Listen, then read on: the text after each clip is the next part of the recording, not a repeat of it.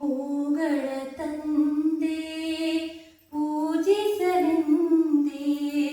ಹೂಗಳ ತಂದೆ ದರ್ಶನ ಕೋರಿ ನಾನೆಂದೇ ತೆರೆಯೋ ಬಾಗಿಲನು ರಾಮ ತೆರೆಯೋ ಬಾಗಿಲನು ರಾಮ ಪೂಜಿಸಲೆಂದೇ ಹೂಗಳ ತಂದೆ ಮೋಡದ ಮೇಲೆ ಚಿನ್ನದ ನೀರು ಚೆಲ್ಲುತ್ತ ಸಾಗಿದೆ ಹೊನ್ನಿನ ತೇರು ಮೋಡದ ಮೇಲೆ ಚಿನ್ನದ ನೀರು ಚೆಲ್ಲುತ್ತ